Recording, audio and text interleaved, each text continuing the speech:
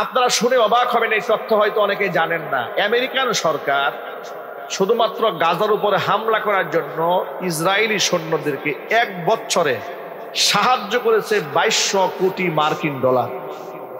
Donald Trump ক্ষমতায় আসার আগ মুহূর্তে এটা একটা তার নির্বাচনী ইশতেহার ছিল। ইহুদিদের সাপোর্ট পাওয়ার জন্য সে ইহুদি ইসরায়েলিদেরকে সাথে নেওয়ার জন্য বলেছে যে আমি যদি ক্ষমতায় যেতে পারি তাহলে গাজাকে আমি একটা মৃত্যুপুরীতে পরিণত করব এবং গাজাকে জ্বালিয়ে পুড়ে ছাই বানাই দেব।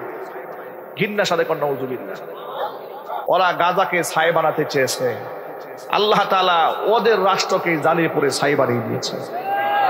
ক্যালিফোর্নিয়ার দিকে একটু তাকান, লস অ্যাঞ্জেলেসের দিকে তাকান, অবস্থাটা হয়েছে কি আপনারা শুনে অবাক হবেন। এই তথ্য হয়তো অনেকেই জানেন না। আমেরিকান সরকার শুধুমাত্র গাজার উপরে হামলা করার জন্য ইসরায়েলি সৈন্যদেরকে 1 বছরে সাহায্য করেছে 2200 কোটি মার্কিন ডলার। 2200 কোটি মার্কিন ডলার তারা সহযোগিতা করেছে। ক্যালিফোর্নিয়া থেকে আমেরিকার সরকার সাহায্য করেছে শুধুমাত্র ফিলিস্তিনের মুসলমানদেরকে হত্যা করার জন্য। চিৎকার দেখো নাউজুবিল্লাহ, আরো জোরে বলে নাউজুবিল্লাহ। আর একদিনে আল্লাহ তাআলা যে দাবানল জ্বালিয়ে দিয়েছে না, একদিনে ক্ষতি হয়েছে 5000 কোটি মার্কিন ডলার। এটা তো শেষ হয়েছে। আজকের তথ্য পেলাম যে আজকের এই পর্যন্ত প্রায় 200 বিলিয়ন মার্কিন ডলারের চাইতে বেশি ক্ষতি হয়ে গেছে বলে। পৃথিবীর সমস্ত প্রযুক্তি ব্যবহার করে ওরা আগুন নেভাতে পারছে না, দাও দাও করে জ্বলতেছে। সে আগুন এমন ভাবে জ্বলতেছে যে আগুন কি দিয়ে আপনি নেভাবেন। কত প্রকারের তারা গ্যাস, বিভিন্ন প্রকারের কালারিং আপনার গ্যাসগুলো ব্যবহার করতেছে এটাকে নির্বাপন করার জন্য, কন্ট্রোলে আনার জন্য পারতেছে না। একদিকে আগুন জ্বলে, পাশে সমুদ্র, কিন্তু আগুন জ্বলার সাথে সাথে এমন বাতাস ছুটছে যে বাতাস আগুনের টুকরাগুলোকে এক বাড়ি থেকে নিয়ে আরেক বাড়িতে ঢুকাই দিচ্ছে, এক বাড়ি থেকে আরেক বাড়িতে ঢুকাই দিচ্ছে। এই যেন মনে হচ্ছে আবাবিল দিয়ে যেমন আল্লাহ রাব্বুল আলামিন কাবাগর ধ্বংসকারীদেরকে টুকরা টুকরা করে দিয়েছিলেন, এক একটা আগুনের টুকরা এক বাড়ি থেকে আরেক বাড়িতে লাগার দৃশ্য মনে হচ্ছে যেন একা লাগতেছে না, মনে হচ্ছে ফেরেশতারা গিয়ে আগুন ধরাই দিচ্ছে। অবস্থা এমন পর্যায়ে দাঁড়িয়ে গিয়েছে। আল্লাহ আছেন না নাই? চিল্লায় বলতে পারছেন না? নাই। তোমরা মুসলমানদেরকে মৃত্যুপুরীর মধ্যে শুয়াই দিয়া নিজেরা বিলাসবহুল জীবন যাপন করবে, তা হবে না। ইন্না বাতশা রাব্বিকা লাশাদীদ, তোমার রবের ধরা বড় মারাত্মক ধরা। ফিলিস্তিন নিয়ে মাথা ঘামানোর দরকার নাই, নিজের ক্যালিফোর্নিয়া রক্ষা করো। এই অ্যাকশন কে নিয়েছেন জোরে বলেন তো ভাই, আরো জোরে বলুন কে নিয়েছেন?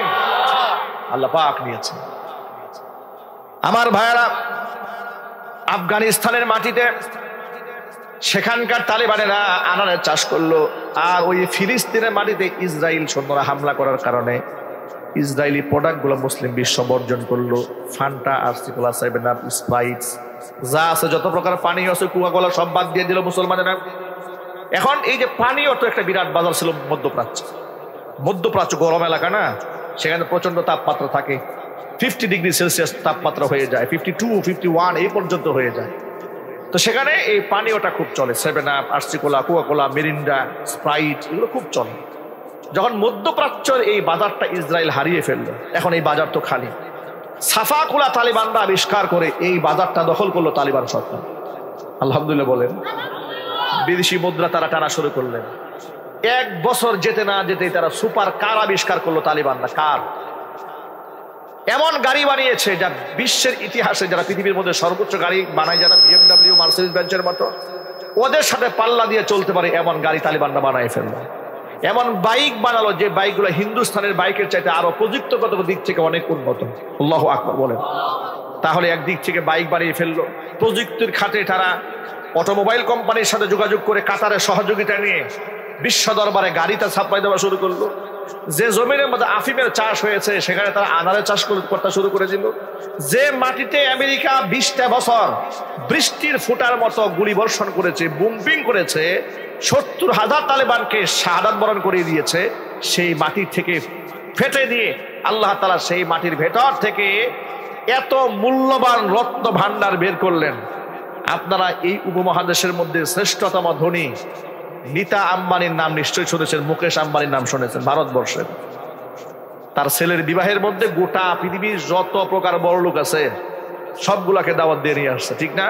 পত্রপত্রিকা খুব গরম ছিল, মিডিয়া পাড়া কয়েকদিন গরম ছিল এগুলো নিয়ে। তো যাই হোক, নীতা আম্বানি তার গলার মধ্যে যে চেইন ব্যবহার করেছিলেন, একটা নেকলেস ব্যবহার করেছিলেন, পান্নার নেকলেস, ডায়মন্ডের না। ডায়মন্ড একটা পাথর, পান্না আরেকটা পাথর, এটা গ্রিন কালারের হয়। আমি পত্রিকাতে নিজে পড়েছি যে সেটা সম্ভবত একটা রাষ্ট্রের বাজেটের চাইতেও বেশি দাম একটা নেকলেসের মূল্য। এই যে নেকলেস, এত দামি পদার্থ যেটা পান্না, হীরা চুরি পান্না বলে না, হীরা চুরি পান্না, এই পান্নার খনি আল্লাহ আফগানের মাটির মধ্যে তৈরি করে দিল। আরো জোরে কোন সুবহানাল্লাহ। আল্লাহ আছেন না নাই?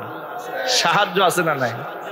আল্লাহ পাক তাদের এমন ভাবে সাহায্য করতে শুরু করলেন, ওদের দেশের মুদ্রার তুলনায় ইউএস ডলারের মান চলে গিয়েছিল 133 টাকা রুপি, 133 রুপি চলে গিয়েছিল। তালেবান সরকার 2 বছরের মধ্যে সেই ইউএস ডলার তাদের তুলনামূলক ডিফারেন্সে এখন নিয়ে আসছে 50 টাকারও নিচে।